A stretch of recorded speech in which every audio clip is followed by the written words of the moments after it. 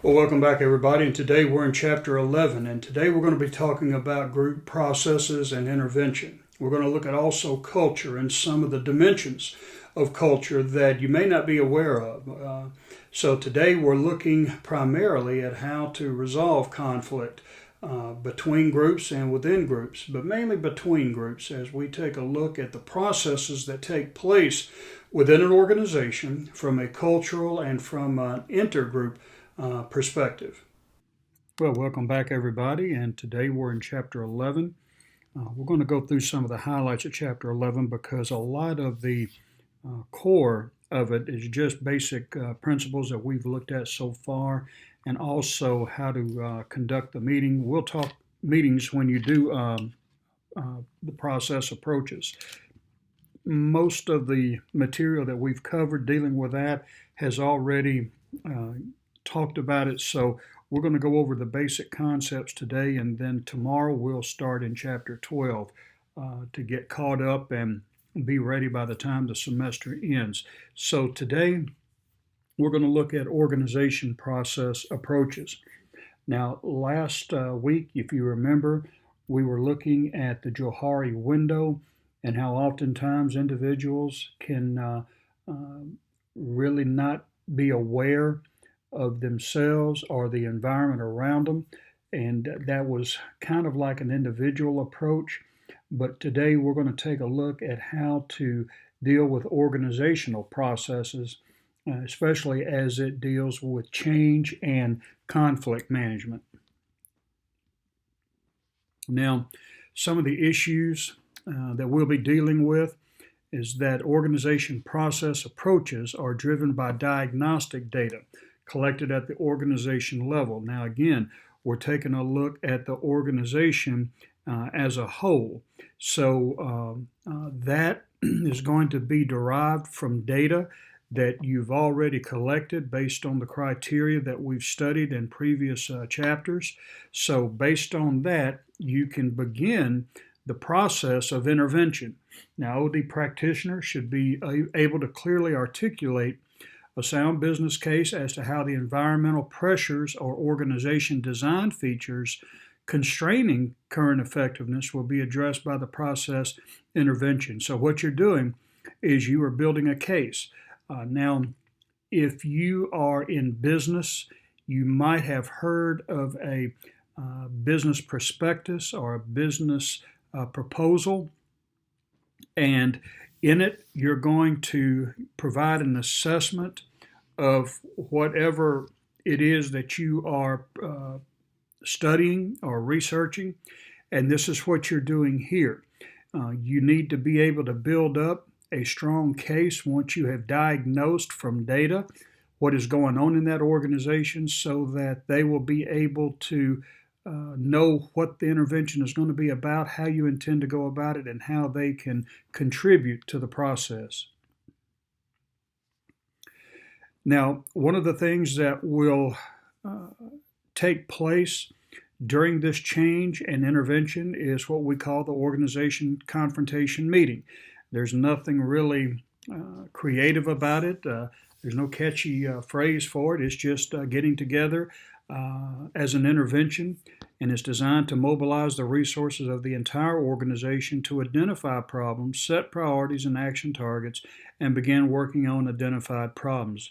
And we're going back now to the entering and contracting chapter, where when you are looking at the person and you've decided upon the OD professional, you sit down once the person has come in and they start analyzing. But you're doing your part as well. Together, you're collaborating to identify the problems in these processes and figure out the roadmap to success. And that means setting the priorities. After you've identified the problems, look at actionable targets that you can change and begin working on them. Now, oftentimes, you're going to have group conflict. Now, intergroup conflict intervention deals with the quality of group relationships in an organization that affect how well the organization performs. And as I've mentioned before, in some organizations who are functionally departmentalized. That means you have different areas of specialties. You have HR department, you have business department, you have marketing department, production, and so forth. There can be from time to time, and it often occurs where you have conflict between those.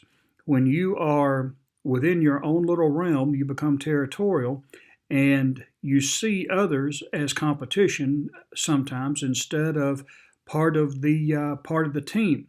So oftentimes conflict can emerge.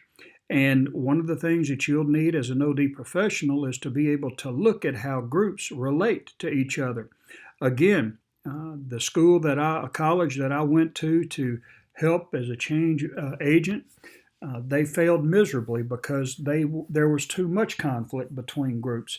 So you want to make sure that you assess that. Organizations with highly interdependent departments require good working relationships to be effective, and that's true. Think about Mid-America. What would it be like if admissions didn't cooperate with the business department? I mean, admissions brought you in, but business department didn't tell admissions how much tuition was going to be this year or all of the expenses that might occur. They might sell you on Mid-America. You come to Mid-America and only to find out, hey, I can't afford this. And vice versa. The business department can talk about how much it's costing, but if the admissions department is not working with them, they're just going out doing their own thing. Again, these disconnects can have a detrimental effect upon the student and the school as a whole. Now, intergroup conflict interventions can focus on behavior or attitudinal change solutions, and we're going to look at that here in just a minute. Now, approaches to resolving intergroup conflict. You get together with the groups and the consultants, and you address the issues. Now, groups are asked to address 3 questions, and this kind of gets the ball rolling on the process of intervention. What qualities, attributes best describe our group? What qualities and attributes best describe their group? And how do we think the other group will describe us? Doesn't that sound familiar? Doesn't that sound like you're addressing the Johari window? How do I see myself? How do I see them? I wonder how they see me. So these are ways that you can apply the Johari window in this setting. And groups exchange and clarify answers. Groups analyze the discrepancies and work to understand their contribution to the perceptions. The group discusses these discrepancies and contributions, and they work to develop action plans on key areas. And folks, when you see this process, you see there is nothing profound in any of this. It's just bringing people together to talk it out and together work on solutions to better enhance the group's effectiveness. I mean, the Bible tells us, come, let us reason together. And that's what we're called to do. I mean, the Bible had it pegged long before these guys did. But the principles that we take from the Bible, we see applied to the workplace. And this is what we're talking about here. Us come, we reason. If you find a discrepancy with a brother, go talk to that brother. In love, and you work it out. So we see the similarities between or among the group intervention process, and we see that in the Bible as well. Now, when it comes to large group intervention, again, as we kind of touched on it in the slide previous to the last one, you have both behavioral and attitudinal group interventions. Now, behavioral group interventions can be managed a lot more easier, I would say. Not that it's easy, but it's easier to handle behavior group interventions than it is attitudinal group interventions. For instance, behavioral group interventions apply when task interdependence between the conflicting groups is relatively low and predictable. And the book gives you an example of maintenance and production. When the two get together, then there's fireworks, because maintenance is wanting to do maintenance on the equipment and so forth, while production is trying to keep the production and the assembly lines going. Well, that might be easily managed by the supervisors or managers of each of these groups scheduling maintenance to come in at maybe a slower time or a downtime, maybe at night or whatever, so that the two don't have to interact that much. That may be something that's relatively easy to fix with just a scheduling adjustment. Now, attitudinal group interventions apply when task interdependence between the conflicting groups is high and unpredictable. Now, what if what if production and maybe research had to deal with each other, which is often the case. As you have research and development developing products, you have production making these products, so there is a lot of interaction, frequent interaction, long-standing interactions that may not be easily fixed by a schedule change or whatever. So here, you would have to start dealing with maybe opposing values, opposing interests, and so forth, opposing norms, and having the groups come together to be able to work out something more long-term and in-depth than just something like scheduling them at different times to work on a piece of equipment. Now, open systems helps to look at the environment, your systems approach. If you remember me talking about systems approach, you have interrelated, interdependent parts that affect and are affected by each other. So that would be a systems approach. Nothing operates in a vacuum. And it can happen also, include also the external environment. What the environment does affects the organization, which affects the interrelated components of that organization, which will have an impact on the environment ultimately. So you're looking at a systems here. And then to deal with it, using this method, you look at the map of the current environment facing the organization, whether it's internal or external, assess the organization's responses to those environmental expectations, identify the core mission of the organization. So sometimes you have to go back when things are changing drastically and you're not sure how to respond to environmental conditions. Always go back to the core mission of the organization to give you that grounding to know that this is who we are, this is what we're about, irregardless of what the environment may pose as an influence. Create a realistic or likely future scenario given those environmental expectations and organization capabilities. And then create an ideal future scenario of environmental expectations and compare the present with the ideal future and prepare a plan of action for reducing the discrepancies. So when we look at this, what we're doing is just basic problem solving. And a problem is nothing more than the gap that exists between the way things are and the way things you want to be. Closing that gap is what we're here to do, making decisions to reduce that gap, or as they say here, reducing that discrepancy. So being able to take that organization from where you are to where you want to be really is what we consider to be just one of the basic fundamentals of management. Now, from a systems approach, it just means that how can we take the organization based on the environmental pressures that have been placed on us, and how can we, based on the environment, get from where we are to where we want to be. And I think I've given you the example of 9/11 when the airline industry had to rethink its whole security protocol.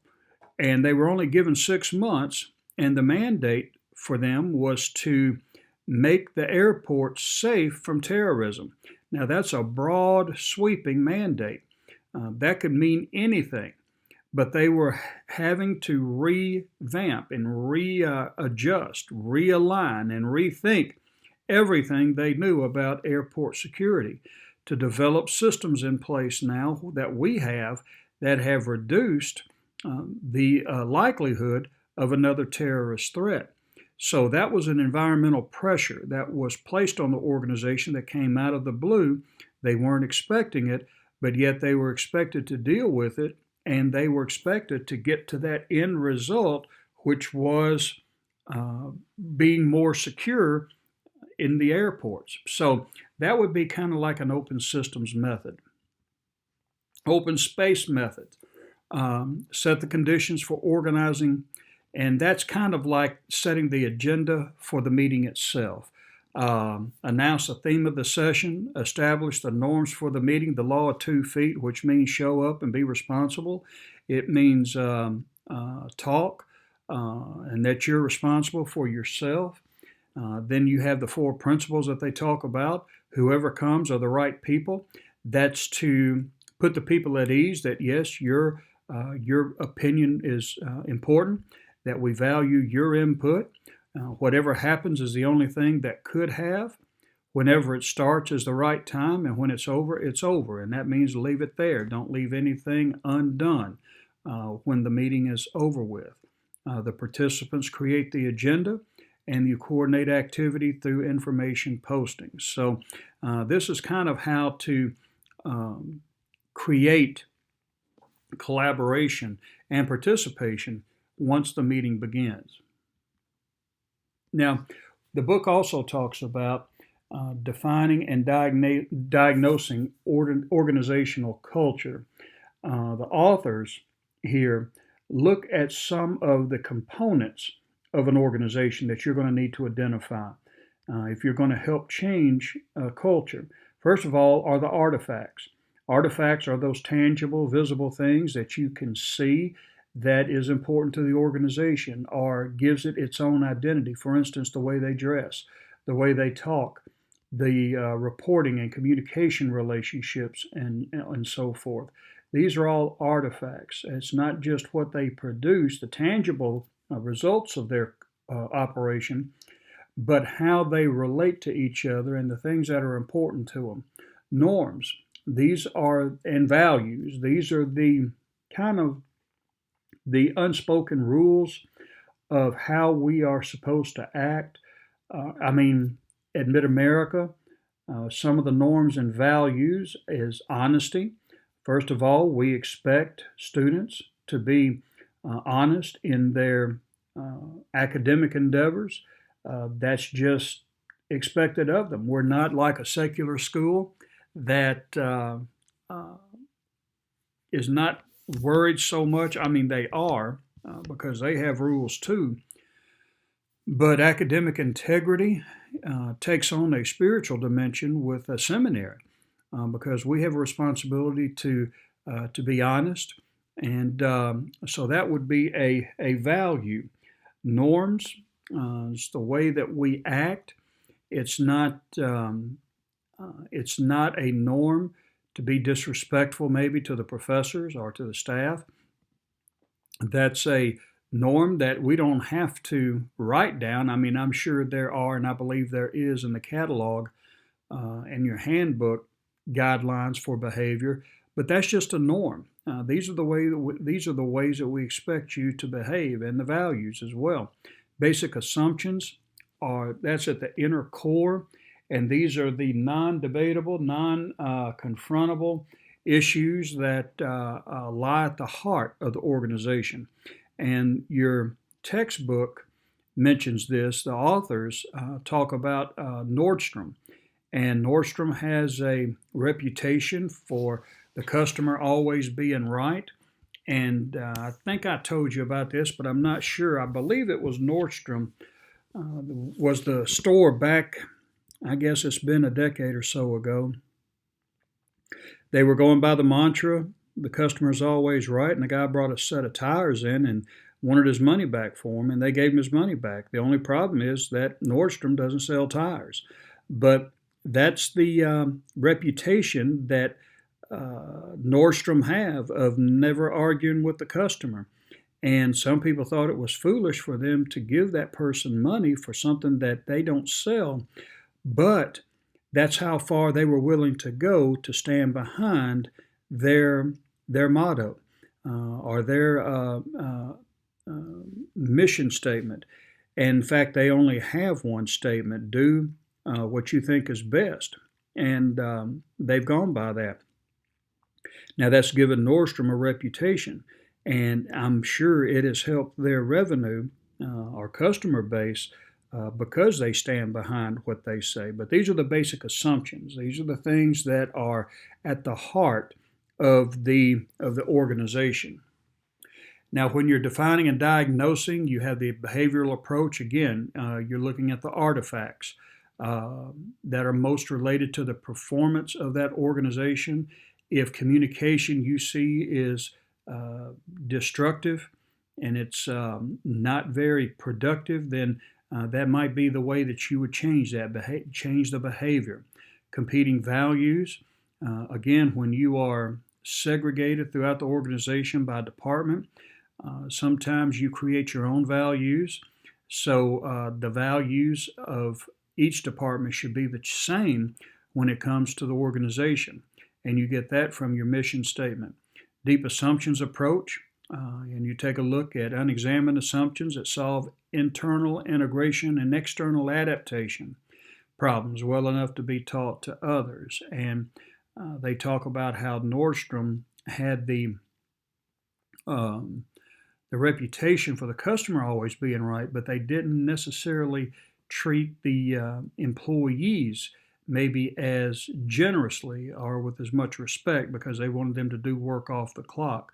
So sometimes you have to challenge. If the assumptions don't meet the reality, then that can get a company in trouble and they can lose their way very easily. So you want to take care of that as well. And then implementing culture change. And it's fairly straightforward. You want a clear strategic vision. And that goes back to the Bible. The Bible says that without a vision, the people are in disarray. Display top management commitment.